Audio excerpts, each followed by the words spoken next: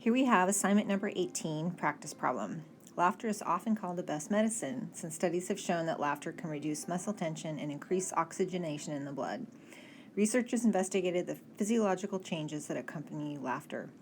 20 subjects watched the film clips designed to evoke laughter. During the laughing period, the researchers measured the heart rate of each subject with the following results: a mean of 72.8, standard deviation of 6. The typical mean resting heart rate of adults is 71 beats per minute. We want to test if the mean heart rate during laughter exceeds 71 beats per minute. Okay, so let's identify the things that we are given. First of all, we have a sample size of 20, so there's our N, and it results in a mean of 72.8, so that's X bar, and the standard deviation is 6, so that is S because it's based on that sample. So first step of hypothesis testing is to come up with the null and alternate hypotheses. So we want to identify whether this is a test about a mean or a proportion. Well, we are testing about the mean heart rate. So we can fill in that the parameter is mu, the mean. And now we want to fill in what we're testing. So remember that it's always an equals in the null, so we can plug that in. So now we want a greater than, less than, or not equal to in the alternate. And if we go back to what we're testing, we're looking at exceeding 71. So exceeding is going to imply a greater than. And the value that we plug in there for mu sub 0 is given to us as that typical heart rate of 71. So our alternate hypothesis is mu greater than 71, which means our null hypothesis is mu equal to 71, or we could use mu less than or equal to 71. Okay, let's look at step 2. This is where we come up with the test statistic. It's going to be either a Z or a T. If we look at the two pieces of information, sample size is 20, which is less than that threshold of 30, and sigma is unknown. Okay, so hopefully you know which one we're going to use. We're going to use T. And we calculate it X bar minus mu sub 0 over S divided by the square root of N. So if we plug the values that we have in there, X bar 72.8, subtract 71 divided by that sample standard deviation of 6 over the square root of 20 sample size. So we get T equal to, if we round that to 3 decimal places, 1.342. Okay, third step is calculating the p-value.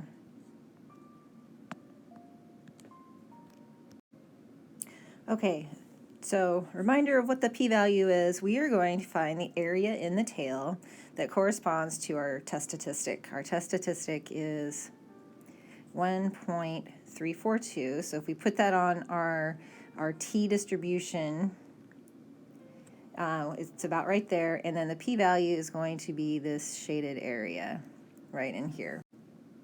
Okay, so to get that area, we're going to use our online tool. And let's see, I already have it filled in for us. We plug in the t-score of 1.342. We plug in the degrees of freedom, which is 1 less than the sample size, so that's 19. And then we go and select that we want the one-tailed test. So the significance level, right at this point, it doesn't matter. We haven't actually calculated, or we haven't actually specified a significance level. And that's not going to change what the p-value is. So let's go ahead and calculate. And let's scroll down. We get a p-value of 0.0977. All right, so let's fill that in.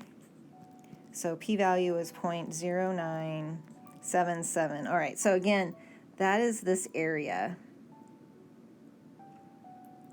0.0977. Okay, all right, so that gives us our p-value. Before we go on to the next parts of this practice problem, let's just remember what that p-value is. So, okay, it's the area to the right of our test statistic. Okay, I also want to remind us that the p-value equals the probability of getting the sample mean equal to what we got, 72.8, given that the true mean is equal to 71. Okay, so that's what that p-value is if we want to give a definition of it. So, all right, so our p-value is 0.0977, so it's approximately 9.77%. So we have about just under a 10% probability that we would get a sample that would give us this mean, a 72.8 beats per minute, if the true mean was 71. Okay, so that's not a super high probability, all right, but it's higher than our standard of 0.05. Okay, now in part B is where we're going to come up with the conclusion. So this is our step 4.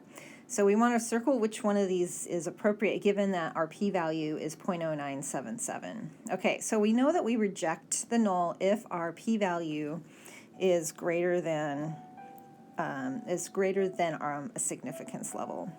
All right, so we have a p-value of 0.0977.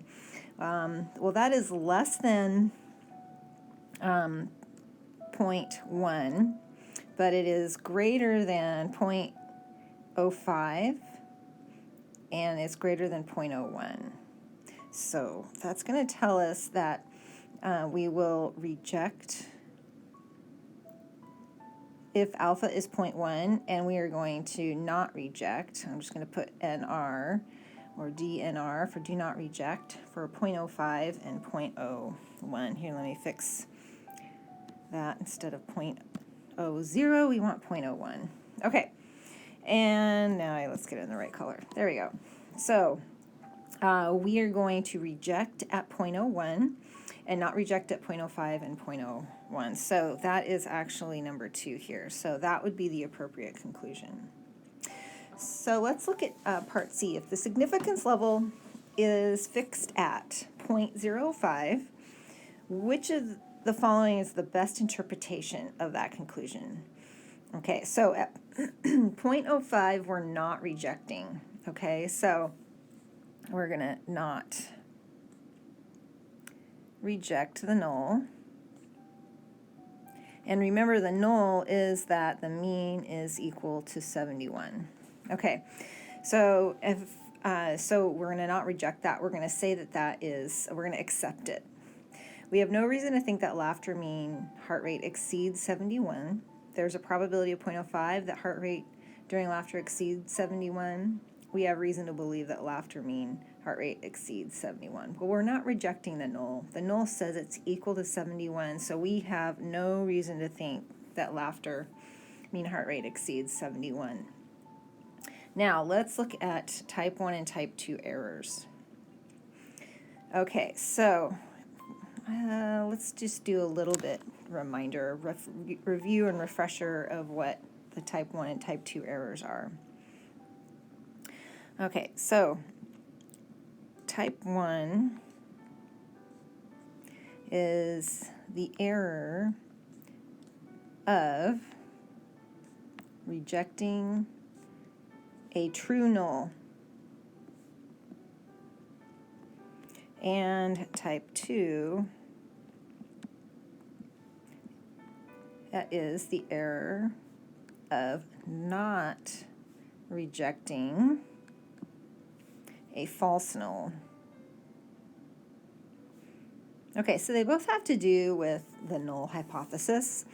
And one is we reject it when it's true, and the other one is we don't reject it when it's false. So let's identify which would be which. So if the mistake of concluding that laughter mean heart rate exceeds 71 when it is actually 71, which kind of error is that? Okay, the true reality is when it is actually 71. And what does that match up with? That matches up with the null, that mu equals 71. Okay, but what do we actually do? What is our conclusion? And we conclude that it exceeds. This would be coming to a conclusion that our null is false, and so we reject it when it is actually true. So that matches up with type 1. All right, now what is the probability of that? Well, the probability of that is what we set as the significance level alpha. Okay, and so that's going to be whatever we set it is.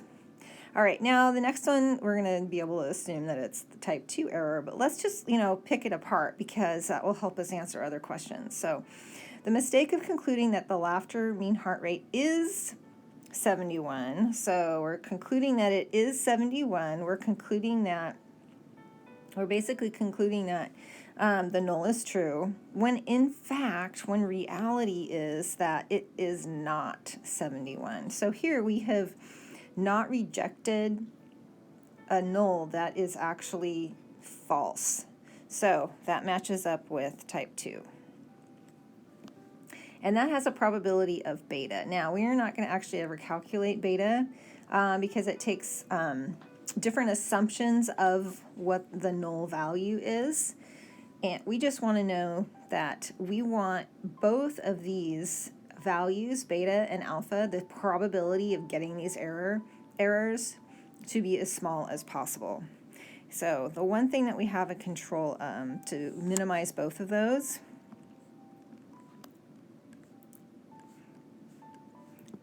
and that is to increase sample size.